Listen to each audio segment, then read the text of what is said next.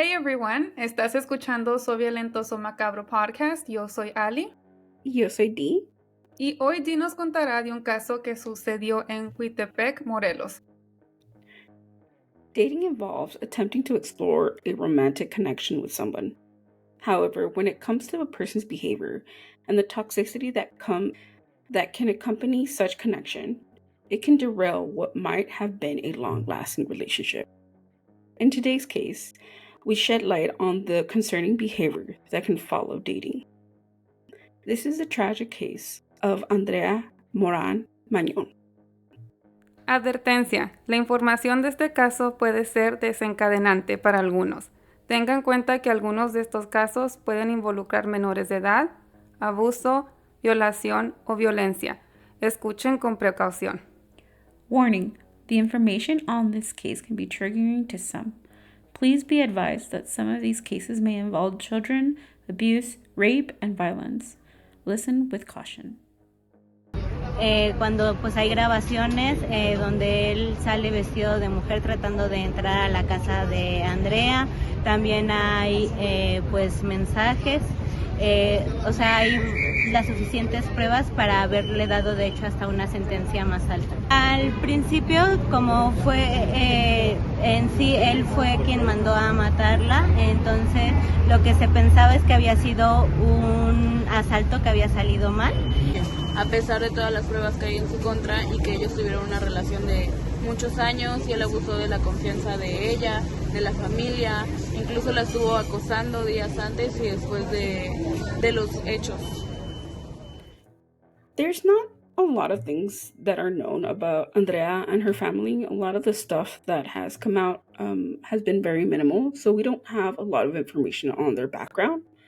But what I did find was that some outlets described Andrea as being a very sweet and fun and hardworking person who absolutely loved trying to pursue her career in nutrition. So she was all up for education and learning and teaching other people. So she was very fascinated about, health and like how to help other people and even teaching other people about, nutrition. She also lives in Jutepec, Morelos, with her parents and her sister Tania. According to records, Andrea was studying to be a nutritionist at the Universidad Autónoma del Estado de Morelos. And according to Andrea's family, she met Cesar David when she was studying to be a nutritionist at the Universidad Autónoma de Morelos. So she met this person when she was studying. It was like her high level courses. So you know how you take like your general education and then you take your core classes. So when she was taking her core classes is when she met him. And, they had a lot of classes together and had to do a lot of projects together. So they spent a lot of time together. According to Andrea's family, Cesar was infatuated with her from the moment that he saw her. And he continuously tried to pursue her and tried to, date her and ask her out and ask her to be his girlfriend from the moment that he met her. And Andrea told her family that she wasn't interested in him, that she just didn't, was focused on other things like school and she just didn't really wanted to date him. But it took Cesar almost a whole year of pursuing Andrea to the point that she finally gave in to his charm and decided to give him a shot. Persistente el muchacho. Yeah, he was very persistent and he just went after what he wanted, and he finally, had the yes from Andrea and they ended up dating. However, shortly after they began dating, Cesar started showing his true colors. He began to show a different side of himself and began to be very possessive and jealous and would be very controlling over Andrea. Articles also mention that Cesar would be very explosive and violent. It's not known if he was violent towards Andrea, but he had that attribute that he was very like aggressive and angry and violent. Very aggressive. On certain occasions, even Cesar was jealous and even possessive when Andrea would talk to other friends or classmates. It got to the point that he demanded that she stop talking to them. And it's almost impossible because if they're classmates, it's not like you can go just to an all-girl class, and Yeah. She's had friends and just because they're men, he just had an outburst about that and didn't like it. Shortly after this side of him started coming out, Andrea just finally had enough after, fighting and arguing with him multiple times. And she decided to end the relationship for her own safety at the end of 2018. Andrea would tell people that he would continue to try and pursue her even after the relationship ended. He would constantly, beg her to take him back and say that he would change, but she wasn't having it. She didn't like the idea of who he was when she started dating him, and she knew that those characteristics wouldn't change. According to documents, Cesar would look for her in person. So if she was on the phone, he would try to call her and try to make her answer his phone calls. He would distinguish his voice into different people or ask for her based on this is, a certain delivery person or it's your neighbor or something in order for her to talk to him. He would also try to follow her and try to, find her when they would be in school or with friends. It got to the point that she started to avoid her friend group that they had together in order for him to stop contacting her. Andrea also told her family and friends, and even her co-workers, to not tell Cesar where she was or to avoid answering his phone calls or the door or anything that had to do with him. She was very adamant that she didn't want any sort of connection with this person. All of this persisted up until December 2021. Mind you, this has already been almost 4 years of this whole stalking and trying to harass her and to date him and all these things. So it's from 2018 to 2021. However, things changed as of February 2022 when Andrea began dating a guy named Brian Anthony. Once Cesar found out about Andrea's new relationship, his behavior became more violent. A month after she started dating Brian, the couple was actually victims of an attempted assault outside of Andrea's house. According to the court documents, Brian had picked up Andrea to go on a date from her house. Once Brian opened the door to let Andrea go into the vehicle, a man approached them and pushed Andrea into the vehicle and demanded to get her wallet and her cell phone. Somehow, it doesn't say how, but somehow the couple ended up getting away from this person and drove off. According to documents, Brian tells authorities that through his rearview mirror, he saw this man point what it looked like a gun from his pocket towards them, but didn't shoot, didn't do anything. Brian also recalls that this person was almost under an influence, whether it was drugs or alcohol, he doesn't recall, but that this person just came out of nowhere. It didn't even seem to be kind of a robbery, a normal robbery. It was just a random person that was attacking them precisely. It wasn't it was almost if it was planned.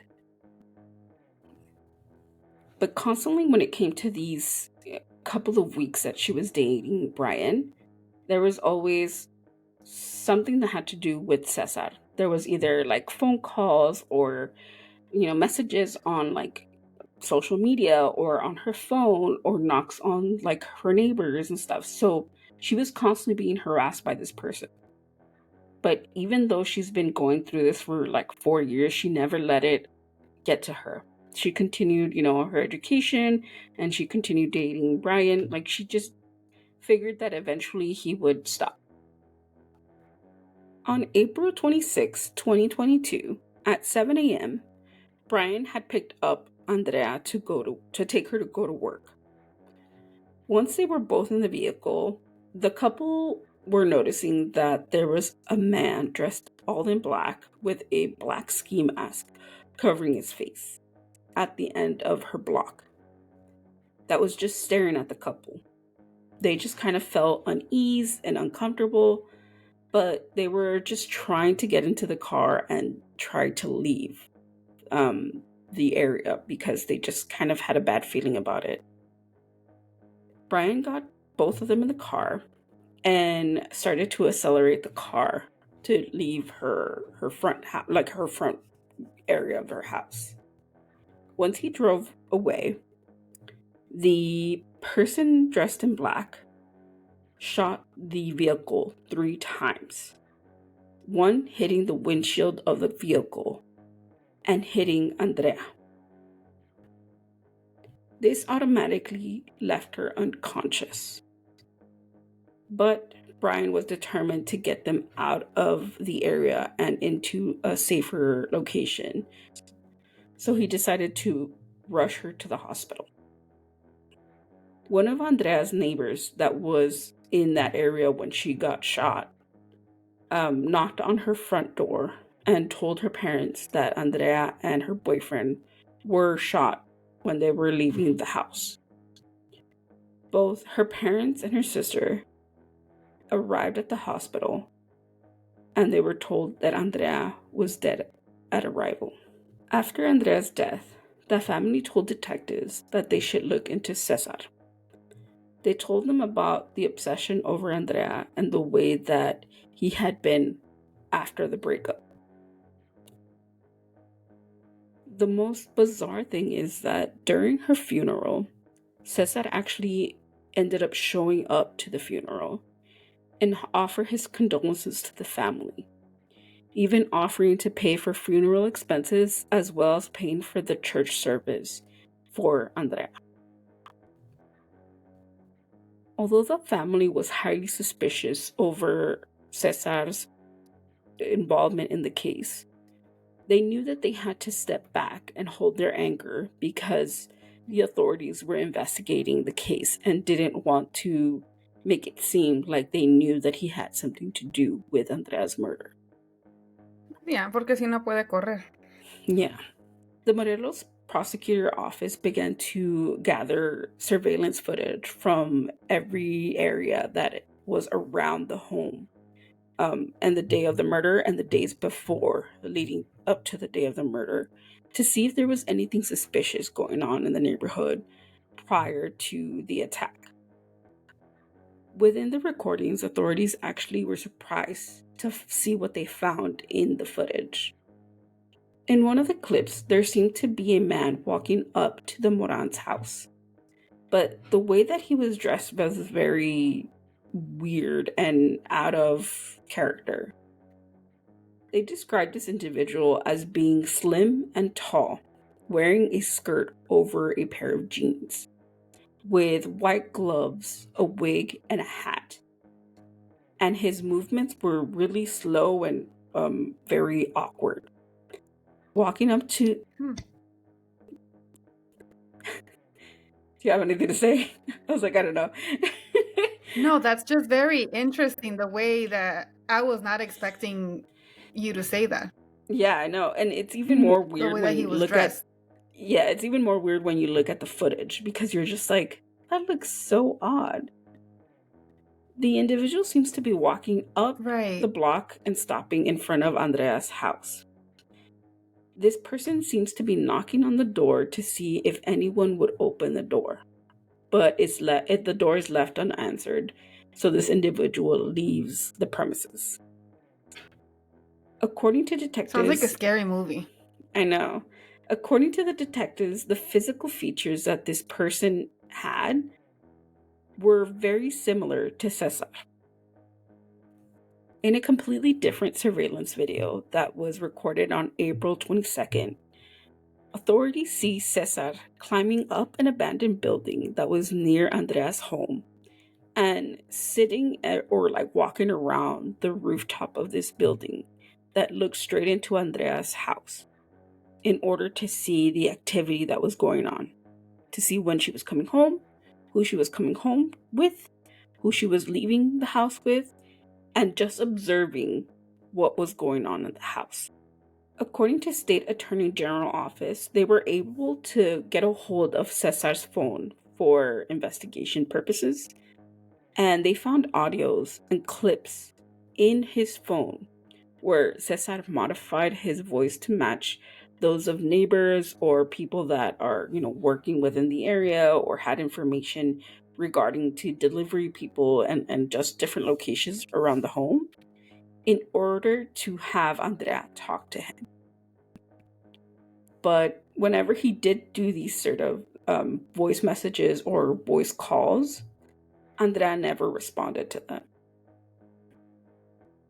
During a different part of the investigation, authorities also found that Cesar tried many times to meet up with Andrea when they had already split, and as of December 2021. So after that point where he had stopped, stalking her, he tried to meet up with her again and try to talk to her, and it just never happened. At some point during those couple of months from when he stopped stalking her and when the attacks happened, someone had broke into Andrea's home, and the primary suspect was Cesar. When they were looking through the phone, they also found that during the morning of the attack, Cesar had made a phone call to a unregistered number in his phone. And 10 minutes after the murder, he had received a call from that same number. Authorities began to narrow it down and somehow identified that the number that Cesar was calling and the number that he had received the phone call from were corresponded to the person that did the attack that morning. So it's unclear of who that person was or any details on the person that he had contact. But what is for sure is that Cesar had planned this attack. On July 27, 2023, the Morelos Prosecutor Office issued an arrest against Cesar David for the alleged femicidio of Andrea. Authorities discovered that Cesar was the main perpetrator when it came to Andrea's death, that he had planned this whole murder and how to murder her months prior to the attack. On August 14th, 2023, in a hearing held in the Judicial Court of Morelos, the prosecutor office presented the evidence that led up to Andrea Moran's femicidio.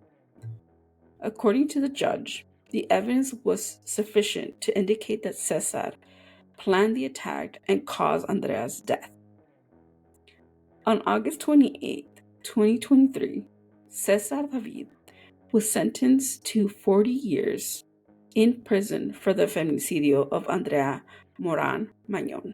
Tania Moran, Andrea's sister, told outlets, quote, "Hoy Andrea puede estar tranquila. La persona que ocasionó tanto daño está en donde merece. No nos quita el dolor. No llenará el cuarto que hoy está vacío. No me regresará a mi hermana mayor, pero sí nos da tranquilidad y nos hace creer en la justicia. Hoy cayó con fuerza el feminicida." Good. Okay, I know.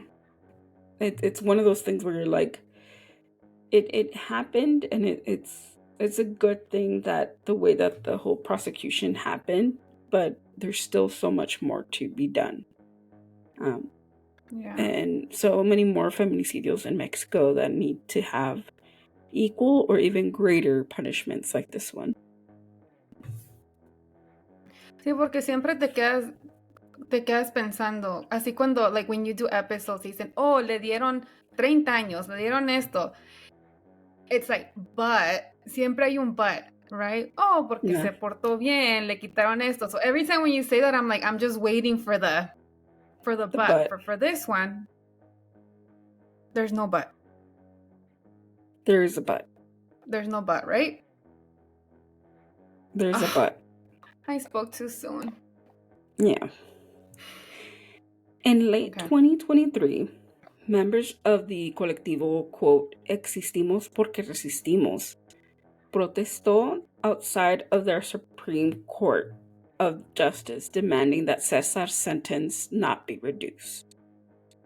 The activists reported that Cesar's lawyers are seeking to reduce his 40-year sentence. According to court documents, Cesar intends to obtain his freedom and reduce his sentence for the masterminding the crime of Andrea. Andrea's family also demands that Andrea's case is taken and processed fairly for her murder, but also to take into consideration that this man represents a danger to other women. As of now, a new hearing for Andrea's case is scheduled for May 14th, 2024, in hopes that the family can help the judge impose a maximum sentence. According to Tania, Andrea's sister, Cesar continues to search and to harass other women through social media, as well as Andrea's family, even while in prison. According to Tania, Andrea wasn't the only one being harassed by Cesar. Cesar had a group of women that he would stalk, and he continues to stalk even while in prison.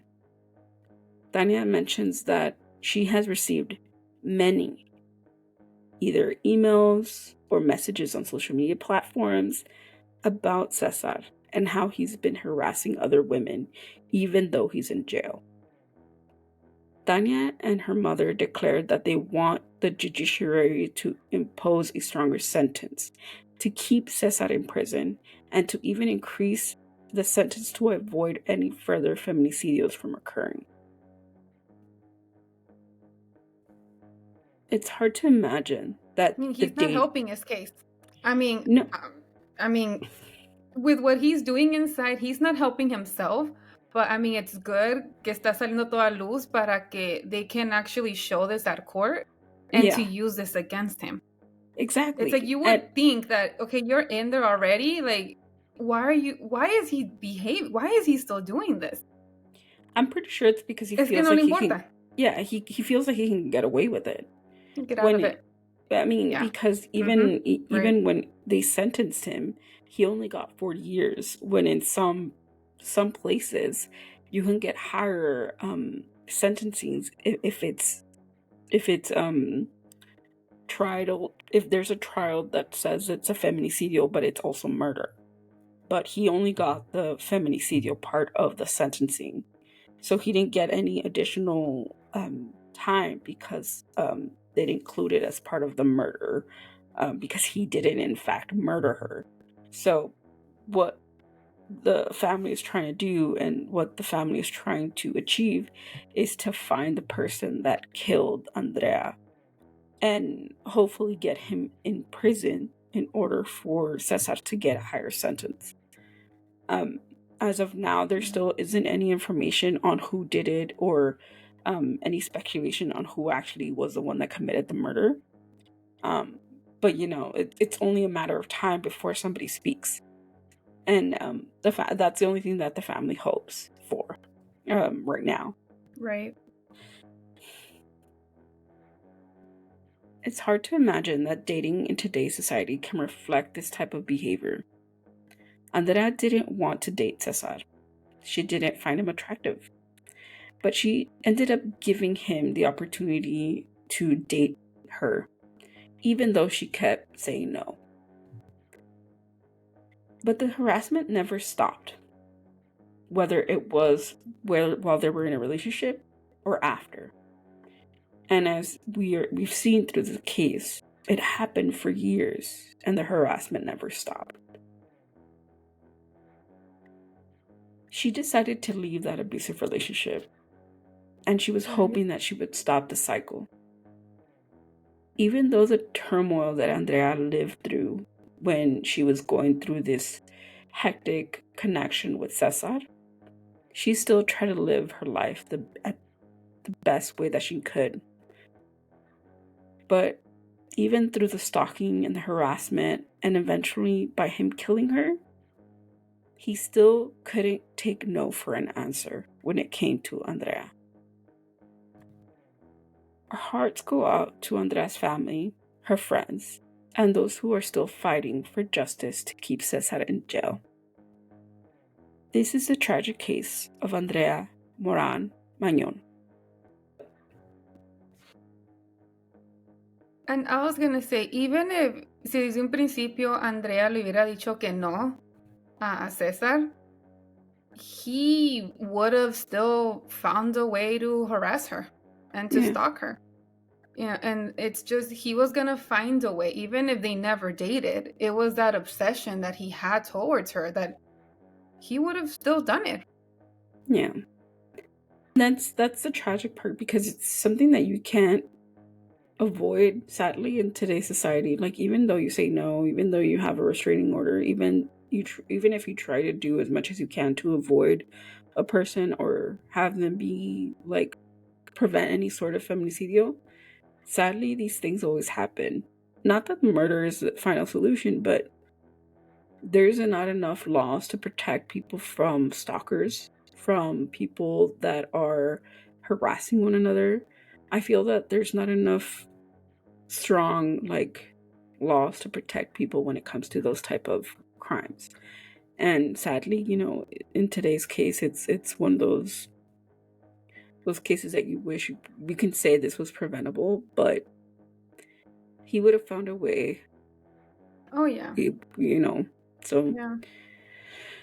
The only thing we can, hope for is that he stays in jail, and for the harassment of these other women to stop, as well as the harassment towards her family to stop, because it's truly, it's so tragic to have this person have this much power, I guess, to have the ability to harass people even from a jail cell. So yeah, again, our hearts go out to the family. Que encuentren al que hizo esto. Oh yes, definitely. If porque I find, él sigue en la calle. Yeah, nobody knows who he is. For sure they think that Cesar paid him to kill these people, but it's so horrible to even imagine that a person could get paid off to kill someone like that. It's horrible. But again, our hearts go out to the family and to her friends and to everyone who's fighting for justice for her. I really hope that there's a happy ending to this case. And with that, we just want to close out this episode by, saying thank you to everyone for listening, for supporting us. And if you want to comment on this episode or any of the 107 episodes that we have, you can do so by leaving us a comment or a DM on our social media platforms. You can find us on Instagram, on TikTok, on Threads, and on Twitter, or X as it's known now, as @SVSM_podcast. Or you can type in Soy Smacado Podcast on Facebook, and we should be the first ones to pop up. You can also stream the rest of our episodes on Spotify, Apple Podcasts, or wherever you stream podcasts. Type in Soy Smacado Podcast, and you will see our whole catalog there. And yeah, I don't know. Am I missing anything? I think that's it. We're on YouTube. Oh yeah, we're on YouTube now. Yes. I think there's a possibility to stream the episode on YouTube, and we've been working on uploading videos to our YouTube as well as our shorts. So you could also comment there. So you can see our pretty faces. I know. If you want to see this face, you can log into YouTube. But for now, we're working on the latest episodes because we could only do so much in 24 hours. So bear with us. But yeah, I think that's it. Anything else? Yeah, that's it. Nope. That's it? No, there's Okay. 4 videos on YouTube. Yes, There's from 4. episode 104, 105, 6, 7. Yes. Yes. We got 4 up there. And then this one will go up there soon once we get a hold of it. But until then, thank you so much for supporting us. Thank you much for, sending us messages. We appreciate it, and we love talking to you guys. So thank you very much. Mm-hmm. And Yeah. happy ¿Es todo? May 4th. May the 4th be with you. And happy Cinco de Mayo. It's gonna be May. It's gonna be May. It's officially That's May. all I can think about. Yeah. It's officially All May. the memes. Also, if you guys want to All listen the to memes. something spooky, there is a thing going around on TikTok called Ghost Talk, and there's a whole bunch of people sharing ghost stories. So if you want to do that, go there. It's very entertaining, but do it in the morning so you don't get Nada scared. más no lo miren a las 12 de la noche. Exactly, because I did that mistake yesterday. No puedes dormir. Exactly. But anyways, Te van a jalar los pies de la cama. My dogs will protect me. But for now, that's all we got for this week. And we'll talk to you guys next week. Yeah, nos vemos la próxima semana. See you soon. Adiós. Bye. Stay spooky. Bye. Quédate spooky.